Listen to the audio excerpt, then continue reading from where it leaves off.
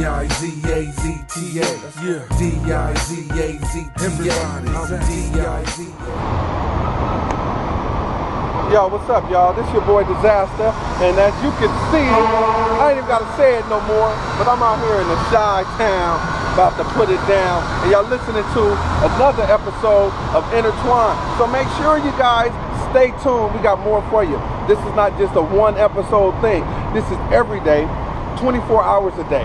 That's right, 24. And not just for Disaster Area Radio, which is 24 hours a day. And let me go ahead and break the schedule down for you. Okay? From 5 in the morning to 7 in the morning, you got Disaster's Hot Jams. That's right, Disaster picking out things personally to play for you. And then from 7 to 9 in the morning, that's right, you guys got the Jazz Invasion. And that's giving you information about the jazz, where it came from, where it settled, how it intertwined into American culture. And then from 9 to 10, you got Dead Disaster, a new episode. And then you got the Punishment Channel. Then later on that evening, you got Disaster's Oldies. Then you go into another episode. I mean, so it's just so much going on. I don't really have a lot of time because we're out here in Chicago. We're in a traffic jam. So, and since we're in a traffic jam, we even made a section for you guys where you got the Disaster Mega Mix, which is what we call traffic jam. It's something that you get to play while you're in traffic and you forget you're in traffic. So we're going for the mental. We're about to change your frame of thinking out here. So stay tuned to the Disaster Network, which is on Roku. You go to Roku. If you already got it, then add it. And you just go to the D-I-Z-A-Z-T-A network. Add the channel. Boom, a tree will pop up. And it says the Disaster Network. Our roots run deep. You'll see the big oak tree and you see the roots going into the earth. That's how you know you're on the right channel. And then if you got Apple or if you got Google Play, whatever phone you got, you be sure to tune in, go to the store, and then you can go ahead and download that free, I repeat, that free Disaster Area Radio app, which give you the same shows that we have on the network, but on the radio version of it. So y'all just stay tuned, y'all. We got all kind of delicious, and when I say delicious, I'm talking about like hot pastries. I'm talking about phenomenal things for you guys.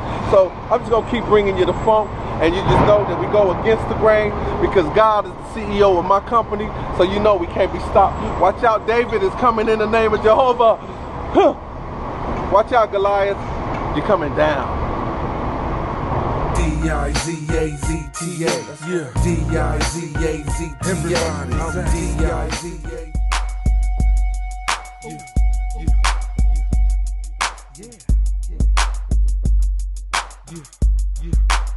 Disaster.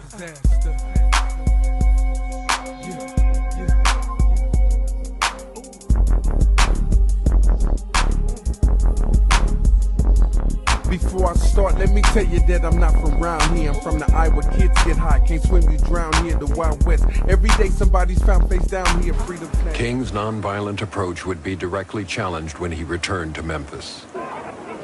On the morning of March 28th, a tense and restless crowd waited 2 hours before King arrived. The strike was in its 7th week. Some younger supporters had grown impatient with the strike leaders. While we were marching, I was about in the first 1/3 of the march, as I could tell at that point. And we began to hear windows breaking. We began to hear, loud rustling and uneasiness among the marchers. And then we began to see individuals who were stepping out of the march and throwing things at one dude. And all the glass started breaking and the noise and the police cars were running, the sirens, and everybody was all confused and just running over each other.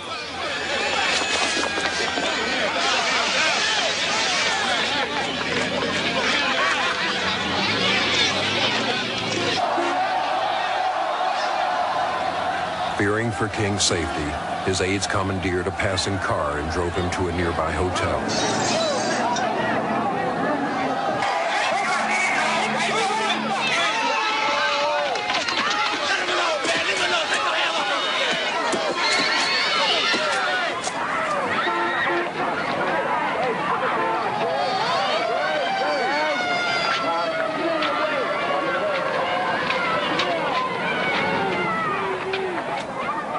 It was the first time King had led marchers who had turned to violence. Secluded for the night, he braced himself for criticism. If he couldn't control a single march in Memphis, how could he control a mass movement of poor people in the nation's capital? The FBI, monitoring King in Memphis, used its press contacts to create doubts about the upcoming campaign in Washington. The strike continued. SCLC staffers worked to ensure nonviolence at the next march. A distraught King and his closest aide, Ralph Abernathy, left for Atlanta. That evening we went to the Abernathys for dinner, and we spent the evening at their home. And Martin, of course, liked to eat, and Mrs. Abernathy had some of his favorite food and even homemade ice cream. And we did not talk about Memphis.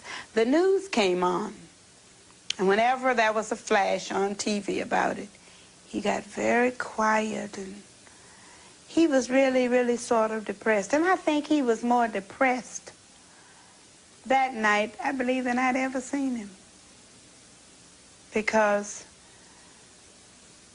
the violence really got to him. Visibly exhausted, King continued his campaign for the poor. Sunday, March 31st, he spoke at the National Cathedral in Washington. This is America's opportunity to help bridge the gulf between the haves and the have-nots. And the question is whether America will do it. There's nothing new about poverty. What is new is that we now have the techniques and the resources to get rid of poverty. The real question is whether we have the will. On April 3rd, King returned to Memphis to prove that nonviolence could work. SCLC planned to challenge a court injunction blocking the next march. King hoped to avoid speaking at that night's rally and to rest instead at the Lorraine Motel. There was a tornado warning in Memphis that evening, and it was raining, and wind was blowing everywhere. I believe a little tornado came to Memphis also. And he knew that there would not be a big crowd. And he said to me in the meeting with the staff, Ralph, I want you to go and speak this evening at the mass meeting. And he didn't want to go to that meeting that night. He said he had sent Reverend Abernathy over, and he said, because I just didn't feel like going, but it's thundering and lightning here. We have a thunderstorm taking place. He said, but you know, Ralph has just called and said that I needed to come over. And so the people were waiting for me, and they really didn't want anybody else to speak but me. So he said, I guess I'll go on over there, and I'll call you later. He said, I'll call you tomorrow night.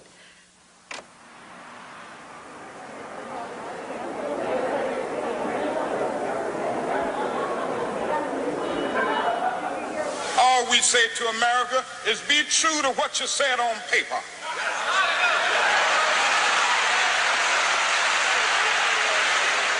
If I lived in China or even Russia or any totalitarian country, maybe I could understand some of these illegal injunctions. Maybe I could understand the denial of certain basic First Amendment privileges because they haven't committed themselves to that over there. But somewhere I read of the freedom of assembly. Somewhere I read of the freedom of speech. Somewhere I read of the freedom of press. Somewhere I read that the greatness of America is the right to protest far right.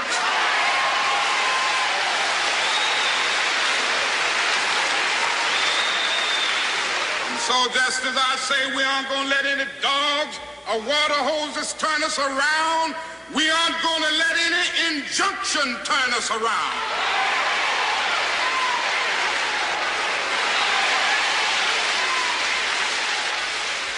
Well, I don't know what will happen now. We've got some difficult days ahead. But it really doesn't matter with me now, because I've been to the mountaintop. I don't mind. Like anybody, I would like to live a long life. Longevity has its place. But I'm not concerned about that now.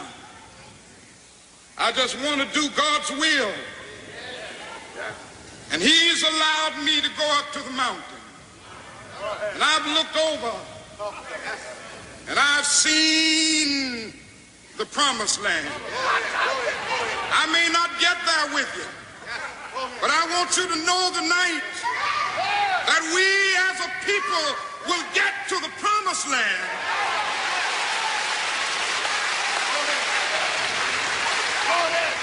So I'm happy tonight. I'm not worried about anything. I'm not fearing any man. Mine eyes have seen the glory of the coming of the Lord.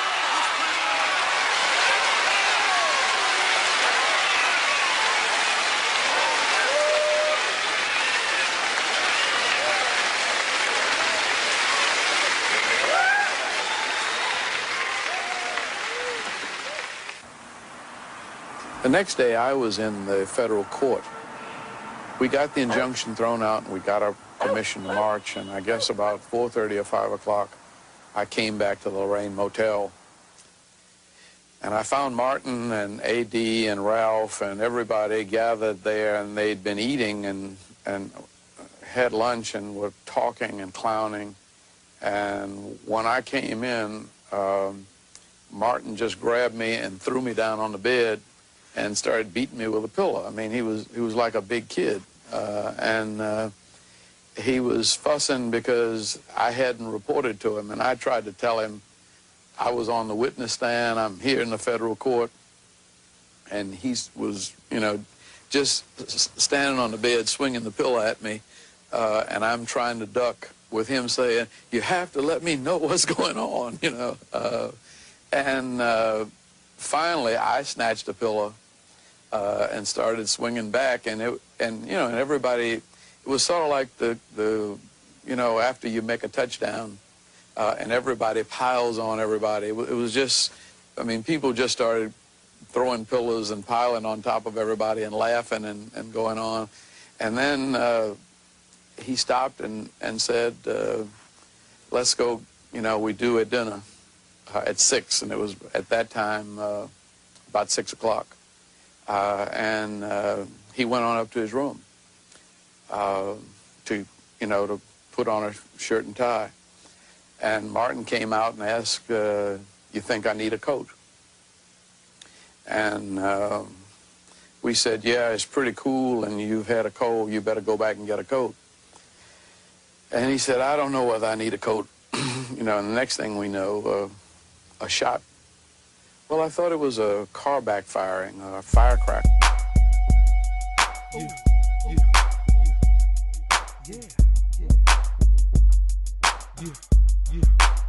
Disaster.